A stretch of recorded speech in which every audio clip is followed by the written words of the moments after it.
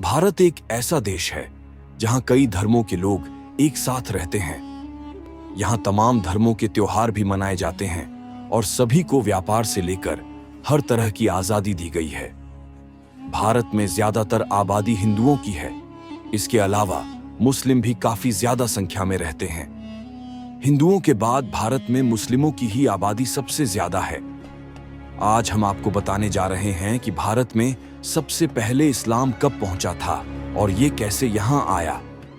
इस्लाम को लेकर कई कहानियां, इस्लाम धर्म को लेकर कई तरह की कहानियां हैं। कुछ लोगों का ये मानना है कि इस्लाम तब भारत आया जब भारत पर मुगलों ने आक्रमण किया। हालांकि जानकार कहते हैं कि इस्लाम भारत में आक्रमण के जरिए नहीं बल्कि व्यापार के जरिए पहुंचा था। बाद में कुतुबुद्दीन ऐबक जैसे कई ऐसे मुगल शासक हुए जिन्होंने भारत में मुस्लिम साम्राज्य की नींव रखने का काम किया, जिसके बाद भारत में इस्लाम बाकी धर्मों की तरह एक प्रमुख धर्म बनकर उभरने लगा। कब भारत पहुंचा इस्लाम? इस्लाम भारत में सबसे पहले 7वीं शताब्दी में आया था, जब दक्षिण भारत के मालाबार कोस्ट में अरब पहली बार पहुंचे थे। इसके बाद उन्होंने भारत में बसना शुरू कर दिया।